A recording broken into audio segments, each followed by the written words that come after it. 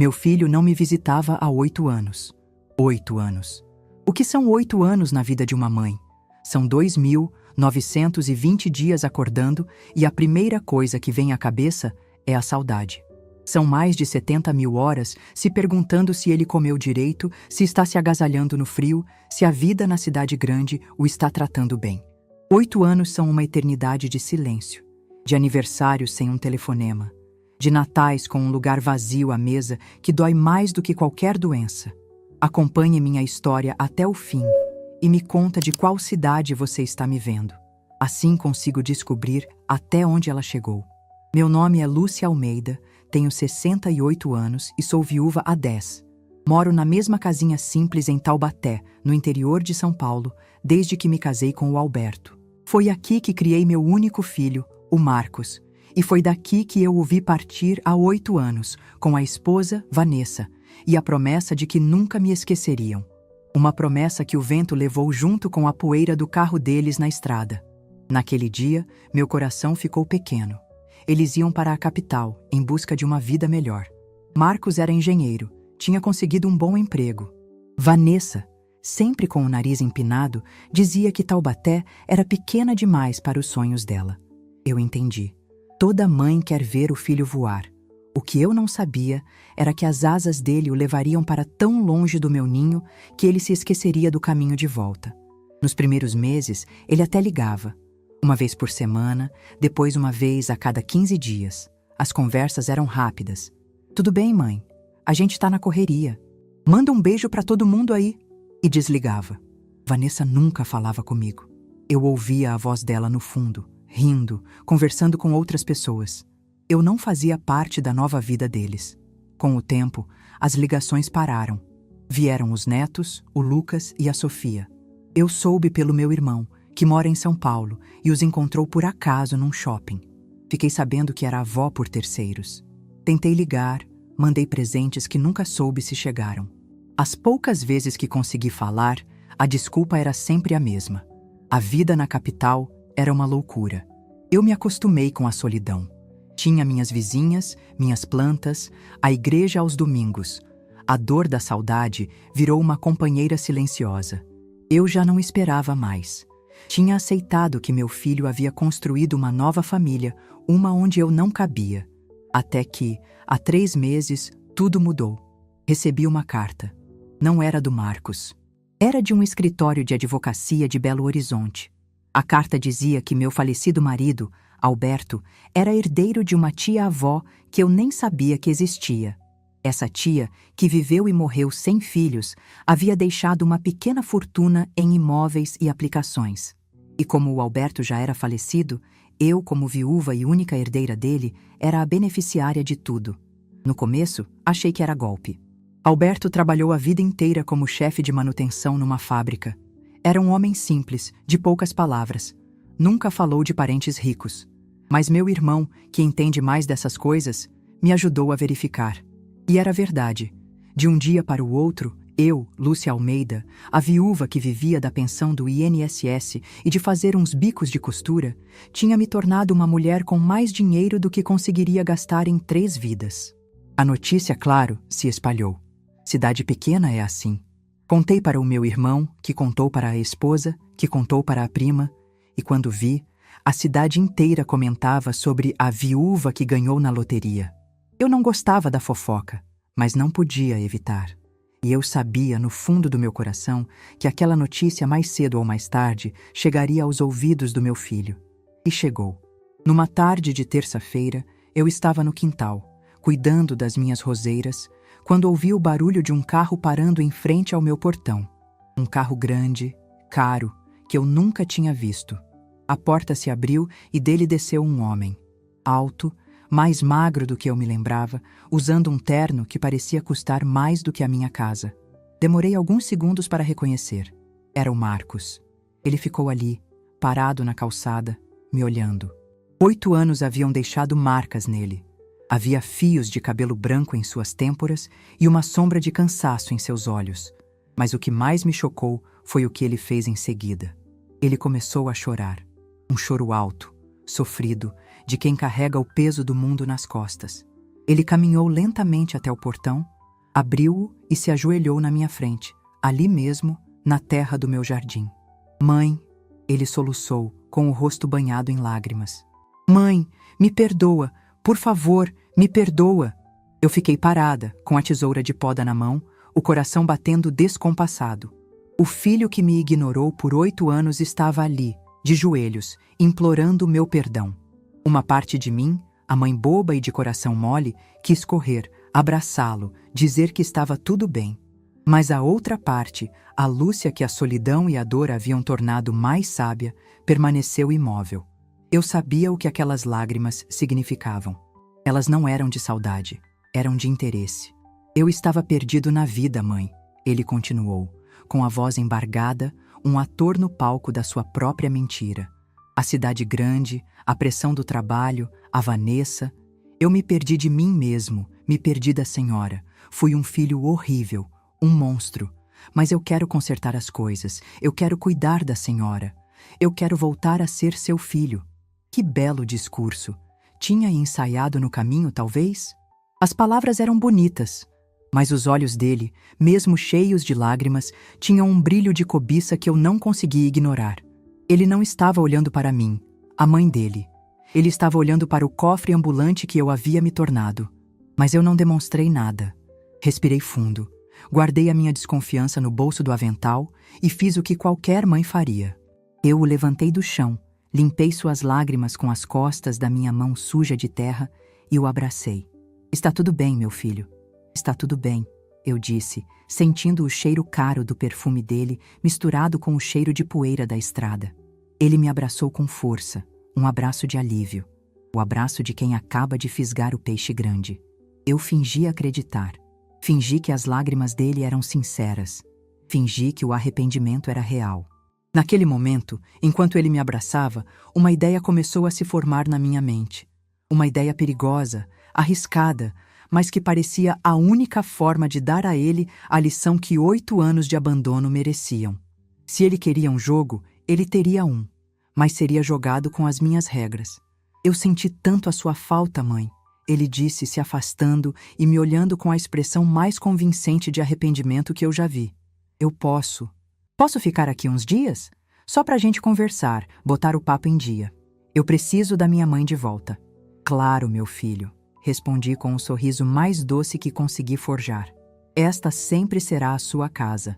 Fique o tempo que precisar. Ele entrou, olhou ao redor da sala simples, para os móveis antigos, para o retrato do pai na parede. Era como se estivesse medindo o tamanho do seu prêmio.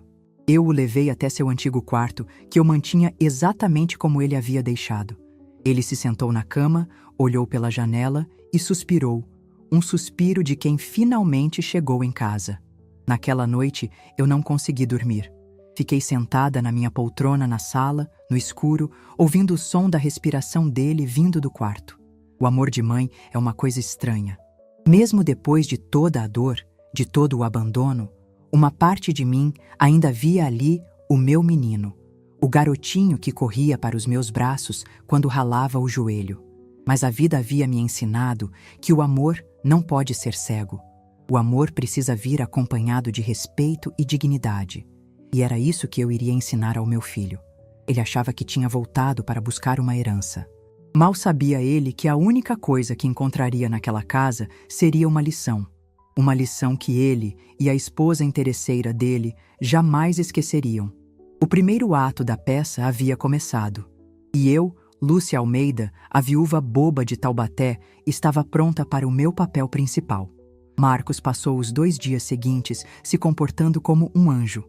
Acordava cedo, me ajudava a regar as plantas, arrumava a goteira da pia que eu nem sabia que existia. Sentava-se comigo na varanda, segurava minha mão e ouvia minhas histórias sobre os vizinhos e os casos da igreja, fingindo um interesse que eu sabia que ele não sentia. Ele era um ator talentoso, preciso admitir. Seus olhos ficavam marejados nos momentos certos, sua voz embargava quando falava do tempo perdido. E eu, a plateia de uma só pessoa, aplaudia silenciosamente, continuando com a minha parte no teatro. Na quinta-feira, depois do almoço, ele veio com a segunda parte do plano dele. Sentou-se ao meu lado no sofá, com aquela expressão séria de filho preocupado. Mãe, eu tenho pensado muito, ele começou olhando para as próprias mãos. Eu não posso mais ficar longe da senhora. E a Vanessa, ela se sente tão culpada, ela quer vir te pedir perdão pessoalmente. E as crianças, eles precisam conhecer a avó. Meu coração deu um pulo. Os netos. O ponto fraco de toda a avó. Ele sabia exatamente onde me atingir. Eles querem vir, mãe. A família toda. Eles querem vir morar aqui com a senhora. Para cuidar de você. Para a gente finalmente ser uma família de verdade. Morar aqui? Claro. Para vigiar o cofre de perto. Para garantir que nenhuma moeda saísse do lugar sem a permissão deles. Era uma jogada ousada, mas esperada. Mas, meu filho, a casa é tão pequena, eu disse, fingindo preocupação. Onde vamos colocar todo mundo? A gente se ajeita, mãe. A gente dá um jeito. Onde come um, comem 4. A senhora não ensinava isso para mim? O importante é a gente ficar junto. Ele sorriu, um sorriso largo e vitorioso. O peixe não apenas mordeu a isca, como estava pulando para dentro do barco. Se é o que vocês querem, respondi com um suspiro de quem se dá por vencida. No sábado, eles chegaram. Vanessa desceu daquele carro enorme com um sorriso que não alcançava os olhos. Ela estava vestida com roupas de marca, carregando uma bolsa que provavelmente valia mais do que todos os meus móveis. Ela veio até mim e me deu um abraço. Um abraço frio, ensaiado. Sogra, que saudade! Me perdoa por termos sido tão ausentes. A vida em São Paulo é uma loucura, mas agora tudo vai ser diferente, ela disse, com uma voz melosa que me deu arrepios. Depois vieram as crianças. Lucas, com seus 10 anos, e Sofia, com 8. 2 crianças lindas, mas com o olhar vazio de quem passa mais tempo com telas do que com gente. Eles mal me olharam, resmungaram um "Oi, vó" e correram para dentro, procurando a senha do Wi-Fi. Marcos e Vanessa trocaram um olhar de paciência, eles são assim mesmo. Mas eu entendi o recado. Eu era uma estranha para os meus próprios netos. A invasão começou. Eles trouxeram malas e mais malas. Em menos de 1 hora, a minha casa, o meu refúgio de paz, parecia um campo de batalha. Roupas espalhadas, eletrônicos por todos os cantos, e o som alto dos joguinhos de videogame ecoando pela sala. Vanessa começou a inspecionar a casa como uma general. Ai, sogra, esse sofá é tão antigo, né? A gente podia comprar um novo, mais moderno. Essa cortina da cozinha está amarelada. Uma persiana ficaria bem melhor. E esse fogão? Pelo amor de Deus, ainda é de acendimento manual? Precisamos de um cooktop. Ela não estava dando sugestões, estava dando ordens, estava planejando a reforma da casa dela com o meu dinheiro. Eu apenas sorria e dizia, é uma boa ideia, minha filha. Vamos ver com o tempo. Os dias que se seguiram foram um teste para a minha paciência. A rotina da casa virou de cabeça para baixo. Eles acordavam tarde, deixavam a louça suja na pia, o banheiro molhado. As crianças eram mal educadas, respondiam com grosseria e exigiam comidas que eu nem sabia que existiam. Nuggets, pizza, refrigerante a toda hora. A minha comidinha caseira, que eu fazia com tanto carinho, era desprezada. "Eca, vó, tem legume nisso?" reclamava Lucas. Vanessa não movia uma palha. Passava o dia no celular, falando com as amigas, mostrando a vida simples e inspiradora que estava levando no interior para cuidar da sogrinha idosa. Era tudo uma grande mentira, uma peça para as redes sociais. Quem limpava a bagunça, quem lavava a roupa, quem cozinhava para as crianças mimadas era eu. E Marcos? Ele se fazia de cego. Quando eu tentava falar alguma coisa, ele me cortava. "Deixa, mãe. A Vanessa está se adaptando." As crianças sentem falta da rotina delas. A conversa sobre a herança começou a aparecer de forma sutil. "Mãe, a senhora já falou com o advogado de Belo Horizonte? Precisa de ajuda para entender aqueles papéis?" Marcos perguntava, com a maior cara de bom filho. "Sogra, a gente estava pensando, com esse dinheiro, poderíamos comprar esta casa da senhora, para a senhora não ter que se preocupar com imposto e manutenção. A gente te daria um valor simbólico e cuidaria de você para sempre." Emendava Vanessa, com os olhos brilhando. Eles eram uma dupla perfeita. Um fazia o papel do filho arrependido, o outro da nora cuidadosa. Mas o objetivo era um só: Colocar as mãos no meu dinheiro o mais rápido possível. Eu continuei no meu papel, a viúva ingênua, um pouco confusa com tanto dinheiro, grata por ter a família por perto para ajudar. Eu dizia que ainda não tinha resolvido nada, que a papelada era complicada, que estava esperando o momento certo. A ansiedade deles era quase palpável. A gota d'água, para mim, foi quando ouvi uma conversa dos dois no quarto, achando que eu estava dormindo. A porta estava entreaberta. Essa velha não decide nunca, cochichava Vanessa irritada. Já faz um mês que a gente tá nesse muquifo, comendo essa comida de pobre. Eu não aguento mais. Calma, amor, respondia Marcos. Ela é lesada, mas não é burra. Se a gente pressionar demais, ela pode desconfiar. Eu tenho um plano. Vou convencê-la de que preciso de uma procuração para resolver tudo em Belo Horizonte. Digo que é para poupar o trabalho dela de viajar. Com a procuração na mão, a gente resolve isso em 2 dias. E a casa? Quando ela vai passar a casa para o seu nome? Isso é o próximo passo. Primeiro o dinheiro. Depois a gente convence ela a doar a casa pra gente, em troca de cuidados vitalícios. Vai ser fácil, ela confia em mim. Ele confiava que eu confiava nele. Era esse o erro dele. Saí de perto da porta antes que eles me vissem. Fui para a cozinha, servi um copo d'água com as mãos trêmulas, não de medo, mas de raiva. Uma raiva fria, cortante. Eles não iam apenas pegar o meu dinheiro. Eles iam me tirar tudo, até a minha casa. E depois, provavelmente, me descartar. Naquela noite, tomei minha decisão. O plano que eu tinha na cabeça precisava ser colocado em prática, e rápido. Na manhã seguinte, durante o café, eu anunciei, com a minha melhor cara de velhinha desamparada. Meu filho, você tinha razão. Essa papelada da herança é muito complicada para a minha cabeça, e eu não tenho mais idade para ficar viajando para Belo Horizonte. Eu andei pensando, e acho que vou mesmo precisar da sua ajuda. Os olhos de Marcos e Vanessa se iluminaram. Eles trocaram um olhar cúmplice, o olhar de quem acaba de ganhar o prêmio principal. Claro, mãe, o que a senhora precisar.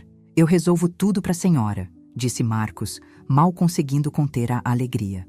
Eu vou precisar ir no cartório da cidade na semana que vem, eu disse mexendo o açúcar no meu café, para assinar uns documentos que o advogado mandou. E vou precisar que vocês dois venham comigo, como testemunhas. É um procedimento padrão, ele disse, para garantir que estou fazendo tudo por vontade própria, sem ser pressionada. Testemunhas? Claro, disse Vanessa, rápido demais. Estaremos lá. O que for preciso para garantir o seu bem-estar, sogra. O bem-estar deles, ela queria dizer. A isca havia sido lançada. E eles a engoliram, com anzol, linha e tudo. Mal sabiam eles que os documentos que iriam assinar no cartório não tinham nada a ver com a herança. Tinham a ver com o futuro deles. Um futuro que seria muito, mas muito diferente do que eles estavam planejando. A semana que antecedeu a nossa ida ao cartório foi a mais longa da minha vida. Eu vivia sob o mesmo teto que os meus inimigos, servindo café para o homem que me abandonou e sorrindo para a mulher que planejava me roubar. Cada dia era um exercício de autocontrole. Eu era uma atriz num palco montado dentro da minha própria casa, e o prêmio para a minha atuação seria a minha dignidade. Enquanto eles viviam a ilusão de que estavam no controle, eu agia nas sombras. Na segunda-feira, logo cedo, peguei um ônibus e fui para São José dos Campos, uma cidade vizinha. Não queria correr o risco de ser vista em Taubaté. Lá, encontrei-me com o Dr. Evandro, um advogado antigo da família do meu falecido marido. Era um homem sério, de bigode grisalho e olhar penetrante, que exalava confiança. Contei-lhe toda a história, sem esconder nenhum detalhe. O abandono, a herança, o retorno repentino do meu filho, a conversa que ouvi atrás da porta. Ele me ouviu em silêncio, sem me interromper. Quando terminei, ele tirou os óculos, limpou-os lentamente e disse: Dona Lúcia, o que a senhora está passando é, infelizmente, mais comum do que se imagina. Chama-se abuso de vulnerável. E o que seu filho e sua nora estão planejando é crime. Eu sei, doutor, mas eu não quero polícia, não quero escândalo. Eu quero educação, respondi com a voz firme. Expliquei a ele o meu plano, a ideia dos documentos. Ele me olhou com uma admiração que aqueceu meu coração. É um plano arriscado, mas brilhante, ele admitiu. E perfeitamente legal. Vamos redigir os documentos. Não será uma procuração, nem uma doação. Será um termo de acordo familiar e responsabilidades. Um contrato. Passamos a manhã inteira elaborando as cláusulas. Cada palavra foi cuidadosamente escolhida. O documento era longo, cheio de termos jurídicos que eu mal entendia, feito de propósito para ser intimidador e cansativo de ler. Mas no meio de todo aquele juridiquês, as condições eram claras como água. A casa continuaria no meu nome. A herança seria transferida para uma conta sob minha única administração. E eles, Marcos e Vanessa, para terem direito a qualquer ajuda futura, teriam que cumprir uma série de deveres. Dr. Evandro também preparou um segundo documento, ainda mais engenhoso, uma confissão de dívida. Eles não vão ler nada disso, doutor, eu garanti. A ganância não tem tempo para letras miúdas. Voltei para casa no final da tarde, com os documentos guardados na bolsa como se fossem um tesouro. Ninguém desconfiou de nada. Enquanto isso, em casa, a situação piorava a cada dia. A máscara de família feliz de Marcos e Vanessa começou a cair. Eles já não faziam mais questão de fingir. A casa era deles. Eles andavam pelos cômodos fazendo planos em voz alta, na minha frente. Vamos quebrar essa parede e fazer uma sala de jantar maior, dizia Vanessa, medindo o espaço com os braços. E o seu quarto, sogra, podemos transformar num ótimo escritório para o Marcos. Ela falava do meu quarto, do meu canto, como se eu já não existisse. Eles enchiam a casa de objetos que não combinavam com nada. Compraram uma televisão enorme que ocupava metade da parede da sala. Um videogame barulhento para as crianças. Um robô aspirador que vivia se enroscando nos meus tapetes de crochê. Eles não pediam permissão. Apenas compravam e mandavam entregar. A casa já não era minha. Era um depósito para a vulgaridade deles. As crianças estavam cada vez mais impossíveis. Influenciados pelos pais, eles me tratavam como uma empregada. Vó, pega um copo de água para mim, gritava Lucas do sofá, sem tirar os olhos do videogame. Vó, meu lanche não tá pronto ainda, reclamava Sofia. Vanessa ouvia e não dizia nada. Pelo contrário, parecia gostar da cena. Marcos, por sua vez, já agia como o novo chefe da família. Ele me pedia para fazer coisas absurdas. Mãe, a senhora pode ir na lotérica pagar essa conta para mim? Estou ocupado resolvendo umas coisas da nossa herança. Ele usava a herança como uma arma, como uma justificativa para a sua preguiça e exploração. Eu suportava tudo em silêncio. Cada ordem, cada olhar de desprezo, cada bagunça que eles deixavam para trás. Eu era a mansa cordeira sendo levada ao matadouro, e eles, os lobos, estavam cada vez mais confiantes e descuidados. A sexta-feira, o dia de ir ao cartório chegou. Eles acordaram eufóricos. Vanessa se arrumou como se fosse a uma festa. Colocou um vestido vermelho, justo, e um salto alto que fazia barulho no meu piso de madeira. Marcos vestiu uma camisa de marca, o cabelo brilhando de gel. Pareciam dois abutres prontos para devorar a carniça. Pronta, sogrinha? Perguntou Vanessa com um sorriso falso. Hoje é o grande dia. O dia em que a sua vida vai finalmente ficar mais fácil. Estou pronta, minha filha, respondi, com a minha melhor cara de velhinha ansiosa. Fomos no carro deles. No caminho, eles não paravam de falar sobre o futuro. A cobertura em São Paulo. As viagens para a Europa. A escola particular caríssima para as crianças. Eles me excluíam da conversa como se eu fosse apenas a motorista, ou melhor, a passageira que logo seria desembarcada. Chegamos ao cartório. Dr. Evandro já nos esperava. Apresentei-o como o advogado que a família do meu falecido marido indicou. Marcos e Vanessa o cumprimentaram com a superioridade de quem está prestes a ficar rico. Sentamo-nos em uma sala de reuniões. Dr. Evandro colocou uma pilha de papéis na mesa. Eram os nossos documentos, mas ele havia acrescentado várias outras folhas em branco no meio, para parecer ainda maior e mais complicado. Bom, começou o advogado, estes são os documentos para a transferência de gestão dos bens. É um procedimento padrão para proteger o patrimônio e garantir que a vontade da dona Lúcia seja cumprida. Marcos pegou a primeira folha, olhou por cima e bufou. Nossa, quanta coisa! Precisa assinar tudo isso? Cada página, respondeu o Dr. Evandro, sério. A lei exige. É para a segurança de todos. Vanessa pegou a caneta, ansiosa. Onde a gente assina? Calma, minha filha, eu disse com a voz trêmula de propósito. Vocês não querem ler primeiro? É um assunto importante. Marcos riu. Um riso de deboche. Ah, mãe, a gente confia na senhora. E no doutor, claro. A senhora querendo o nosso bem e a gente aqui, prontos para ajudar. Não precisa dessa formalidade toda. Ele olhou para Vanessa, que concordou. Isso mesmo, sogra. Somos uma família. Não precisamos de desconfiança. Eles começaram a assinar, página por página. A mão de Vanessa voava sobre o papel. Marcos assinava com a pressa de quem está assinando um cheque de loteria. Eles não leram uma única linha. Não viram a cláusula sobre o termo de acordo familiar. Não viram o título Confissão de dívida por abandono afetivo e material. Não viram nada. Apenas os espaços no final de cada página, onde seus nomes deveriam entrar.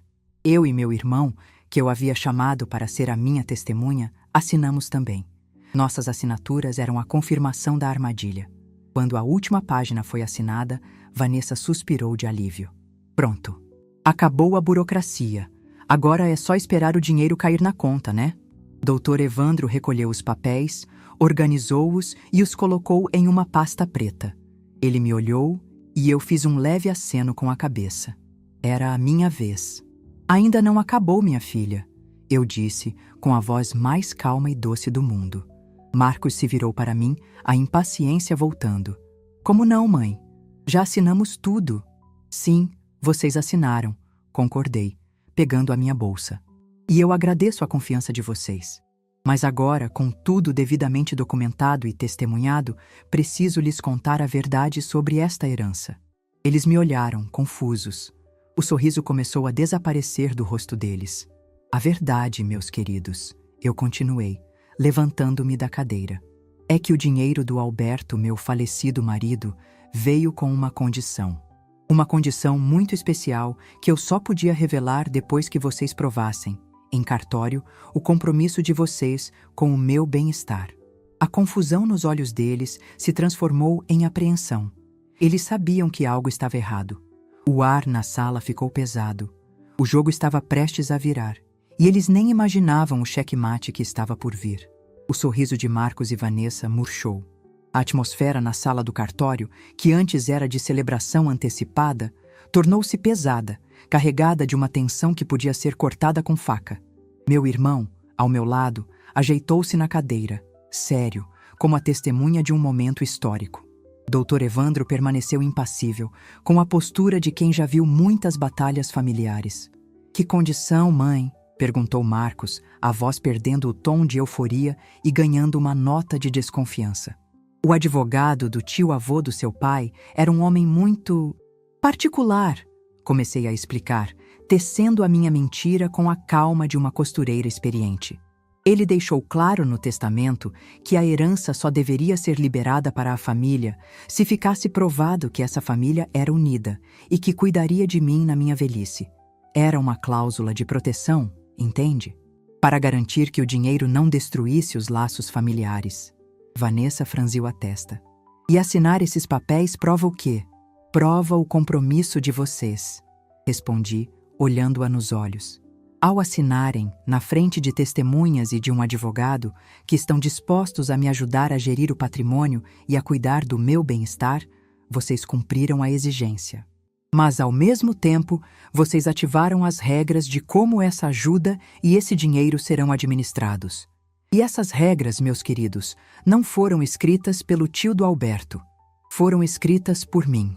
Peguei uma das cópias do termo de acordo familiar e responsabilidades que eles tinham acabado de assinar e comecei a ler em voz alta, como uma professora lendo o regulamento da escola para alunos indisciplinados. Cláusula número 1. A propriedade da casa em Taubaté, localizada na Rua das Flores, número 123, permanece sendo exclusivamente de Lúcia Almeida. Marcos Almeida e Vanessa Lima poderão residir no imóvel como convidados, sob a condição de que contribuam para a manutenção, limpeza e harmonia do lar, seguindo as regras estabelecidas pela proprietária. Convidados? Gaguejou Vanessa. Mas a gente ia doar a casa pra gente. Isso era o plano de vocês, não o meu, cortei, sem alterar o tom de voz. E continuei. Cláusula número 2. A totalidade da herança de Alberto Almeida será depositada e mantida em um fundo de investimento administrado unicamente por Lúcia Almeida. Nenhum valor poderá ser retirado ou transferido sem a minha autorização expressa e por escrito. O dinheiro será usado prioritariamente para garantir o futuro educacional dos meus netos, Lucas e Sofia, e para prover uma velhice digna e segura para mim mesma. O rosto de Marcos estava pálido como cera. Mãe, isso significa que a gente não vai... que vocês não vão comprar carros de luxo ou coberturas em São Paulo? Não, meu filho. Não com o dinheiro do seu pai. O dinheiro dele será usado para o que realmente importa. Isso é um absurdo! Explodiu Vanessa, levantando-se da cadeira. Nós fomos enganados. Isso é fraude. Doutor Evandro pigarreou. Senhora Lima, receio que não. Vocês são adultos, alfabetizados e assinaram um contrato legal por livre e espontânea vontade. A alegação de que não leram o que assinaram não invalida o documento perante a lei. Sugiro que se sente e ouça o resto. Vanessa sentou-se, fuzilando-me com um olhar de puro ódio. Eu continuei, impassível. Cláusula número 3. Como parte do acordo para fortalecer os laços familiares, Marcos Almeida e Vanessa Lima comprometem-se a participar de sessões semanais de terapia familiar, com um profissional indicado e custeado por Lúcia Almeida. A falta a 3 sessões consecutivas, sem justificativa médica, será considerada quebra de contrato. Terapia? A senhora quer que a gente vá a um psicólogo? Riu Marcos, um riso nervoso, desesperado. Para aprender o quê, mãe? A ser o filho que a senhora quer? Não. Para aprender o que significa respeito. Para entender por que um filho abandona a mãe por 8 anos e só volta quando descobre que ela tem dinheiro. Talvez um profissional consiga explicar, porque eu, sinceramente, não consigo. A verdade das minhas palavras o atingiu como um tapa. Ele se encolheu na cadeira, o rosto vermelho de vergonha. E finalmente, eu disse, chegando à parte mais importante, a cláusula final. Em caso de descumprimento de qualquer um dos termos deste acordo ou de qualquer tentativa de ação judicial para anular este contrato ou contestar as minhas decisões sobre o meu patrimônio, os signatários, Marcos Almeida e Vanessa Lima, confessam uma dívida moral e material para com Lúcia Almeida pelo abandono afetivo e tentativa de exploração financeira. Essa dívida é estipulada no valor fixo de R$500 mil, a ser paga imediatamente. Um silêncio mortal se instalou na sala. A realidade do que haviam feito, finalmente, os atingiu em cheio. Eles não tinham sido apenas enganados, eles haviam se encurralado. A ganância os levara a assinar um documento que os deixava completamente nas minhas mãos. Você planejou tudo isso, sussurrou Vanessa, a voz trêmula de raiva. Desde o começo. Não, minha querida, eu não planejei o abandono, nem a sua ganância. Eu não planejei o seu retorno interesseiro. Eu apenas planejei a lição, respondi, olhando-a diretamente. Vocês me subestimaram. Acharam que eu era uma velhinha boba, fácil de manipular. Mas esqueceram que foi essa velhinha boba que criou este homem aqui, apontei para Marcos. Sozinha, com muito suor e sacrifício. Eu aprendi a ser forte na vida, não no papel. Levantei-me, o meu ato final na peça. Vocês têm 2 escolhas agora. A primeira é aceitar os termos que acabaram de assinar, voltar para a minha casa, sob as minhas regras, e começar o longo e difícil processo de aprender a ser uma família de verdade. Sem luxos, sem mentiras, apenas a verdade e o trabalho. E a segunda? Perguntou Marcos, a voz quase inaudível.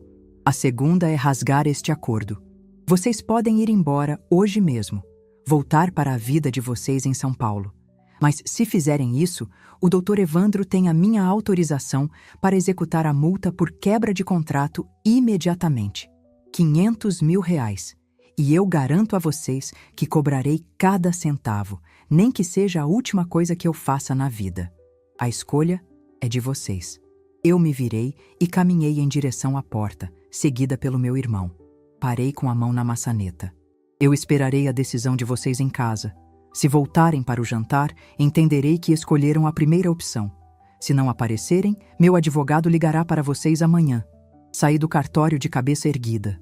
O sol da tarde batia no meu rosto, E pela primeira vez em muito tempo, eu não sentia o peso da solidão ou da mágoa. Eu sentia o doce sabor da justiça. Eles queriam o meu dinheiro. Em vez disso, eu lhes dei uma escolha. Eles queriam uma vida fácil. Em vez disso, eu lhes ofereci uma lição. O cheque-mate não fora dado com crueldade, mas com a arma mais poderosa de todas, a verdade devidamente registrada em cartório. O caminho de volta para Taubaté foi o mais silencioso que já fiz. Meu irmão dirigia, respeitando a minha necessidade de pensar. Eu olhava pela janela, via a paisagem passar, mas minha mente estava na sala do cartório. Eu tinha vencido. Mas que tipo de vitória era aquela? Eu não me sentia eufórica, nem vingada. Sentia-me exausta, como uma general depois de uma longa e difícil batalha. A guerra tinha acabado, mas agora eu precisava administrar a paz. E a paz, às vezes, é mais complicada que a guerra. Cheguei em casa no final da tarde. A casa estava vazia, silenciosa. O cheiro deles ainda estava no ar. O perfume caro de Vanessa. O cheiro de gel de cabelo de Marcos. Olhei para a bagunça que eles haviam deixado na sala, para os pratos sujos na pia e senti um cansaço profundo. Comecei a cozinhar. Preparei um jantar simples. Arroz, feijão fresquinho, bife acebolado e uma salada de alface e tomate. A comida que eles chamavam de comida de pobre. Enquanto as panelas chiavam no fogão, eu pensava: se eles voltassem, seria o início de um caminho árduo. Se não voltassem, seria o fim definitivo de uma parte da minha vida. Eu não sabia para qual dos dois resultados torcer. Às 7 da noite, ouvi o barulho do carro deles parando em frente ao portão. Meu coração disparou. Olhei pela fresta da cortina. Era o carro de Marcos. Ele e Vanessa desceram. Não falaram nada um com o outro. Caminharam pela calçada, abriram o portão e entraram em casa como dois fantasmas. Encontraram-me na cozinha. O cheiro da minha comida simples enchia o ar. O jantar está quase pronto, eu disse, sem olhá-los diretamente. Podem lavar as mãos e sentar à mesa. Eles obedeceram em silêncio. Foi o jantar mais estranho da minha vida. Ninguém falava. O único som era o dos talheres batendo nos pratos. As crianças, Lucas e Sofia, que tinham ficado com uma vizinha durante o dia, olhavam dos pais para mim, sentindo a tensão no ar, mas sem entender o que estava acontecendo. Quando terminamos, Marcos se levantou. Eu lavo a louça, ele disse. Foi a primeira vez em um mês que ele se ofereceu para fazer algo. A vida sob o termo de acordo familiar começou. Não foi fácil. Os primeiros dias foram de um silêncio cortante. Vanessa se trancava no quarto, saindo apenas para as refeições. Marcos cumpria as novas regras com uma resignação sombria. Ele me ajudava com o jardim, consertava o que eu pedia, mas seus olhos estavam sempre distantes. A terapia foi o ponto de virada. Na primeira sessão, com a doutora Helena, uma psicóloga de fala mansa e olhar firme, eles tentaram me culpar. Vanessa me chamou de controladora e cruel. Marcos disse que eu os havia humilhado. Eu ouvi tudo sem me defender. Na segunda sessão, doutora Helena os fez falar sobre os 8 anos de abandono. Foi a primeira vez que vi um pingo de vergonha nos olhos do meu filho. Aos poucos, as regras que eu impus começaram a fazer efeito. Sem o luxo e as distrações, eles foram forçados a conviver um com o outro e comigo. Pela primeira vez, eles viram a rotina de uma casa. Viram que a comida não aparecia magicamente na mesa, que as roupas não se lavavam sozinhas. Vanessa, obrigada pela cláusula de harmonia do lar, teve que começar a ajudar. No começo, ela fazia tudo com raiva, batendo as panelas. Mas um dia, eu a encontrei na cozinha, ensinando Sofia a fazer um bolo. Havia um pequeno sorriso em seu rosto, um sorriso de verdade. Marcos começou a passar mais tempo com Lucas.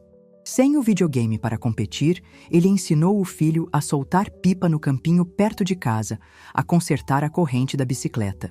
Ele estava se tornando o pai que nunca tinha sido. Claro que não foi um conto de fadas. Havia brigas, discussões. Vanessa sentia falta da vida de luxo. Marcos sentia a frustração de ter perdido a grande chance. Mas a terapia os estava ajudando a entender que a riqueza que eles tanto buscaram tinha um preço, e esse preço era a própria alma.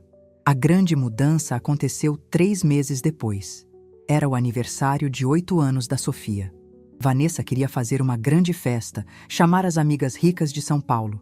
Não temos dinheiro para isso, Vanessa, disse Marcos com uma calma que eu nunca tinha visto nele. E mesmo que tivéssemos, não é isso que a Sofia precisa. E o que ela precisa? Um bolo de fubá e guaraná, como nos seus tempos? Ela respondeu com desprezo. Naquele dia, pela primeira vez, Marcos não cedeu. Ela precisa de nós. Precisa de uma família de verdade. Eles fizeram uma festa simples no quintal. Chamaram meus vizinhos, as crianças da rua. Eu fiz os docinhos, Vanessa fez o bolo, o mesmo que aprendeu a fazer com a Sofia. Marcos organizou uma caça ao tesouro. Foi a primeira vez que vi minha neta sorrir de verdade, com os olhos brilhando de felicidade. No final da festa, quando todos já tinham ido embora, Marcos veio até mim. "Obrigado, mãe", ele disse. "Pelo quê?", perguntei. "Por não ter nos dado o dinheiro." Naquela noite, chamei os dois para uma conversa na sala. Coloquei o termo de acordo familiar sobre a mesa. "Eu acho que a lição terminou", eu disse. "Vocês aprenderam o que precisavam aprender. O contrato está desfeito. Vocês estão livres para ir." Eles se olharam, surpresos. "Vocês podem voltar para São Paulo amanhã mesmo", continuei. "Não haverá multa. A terapia, se quiserem continuar, eu seguirei pagando. A casa é de vocês, se quiserem morar nela. O dinheiro da herança, ele será de vocês, mas não agora." "Como assim?", perguntou Vanessa. "O dinheiro ficará no fundo de investimento, rendendo. Ele será usado para pagar a faculdade dos meus netos e para garantir que eles comecem a vida adulta com segurança. O que sobrar, vocês receberão, mas só daqui a 20 anos, quando já tiverem construído a vida de vocês com o próprio esforço." Fez-se um longo silêncio. Eu esperava uma explosão, uma nova onda de raiva. Em vez disso, Marcos olhou para Vanessa e depois para mim. "Eu não quero voltar para São Paulo, mãe", ele disse. "Eu consegui uma entrevista de emprego aqui em Taubaté, na prefeitura. O salário é pequeno, mas é um começo. Eu quero ficar perto da senhora. Eu quero que meus filhos cresçam tendo uma avó." Vanessa olhou para Marcos e pela primeira vez eu vi admiração em seus olhos. "Eu também não quero ir", ela disse baixinho. Eu acho que gosto desta casa. Gosto desta vida." Hoje, 1 ano se passou.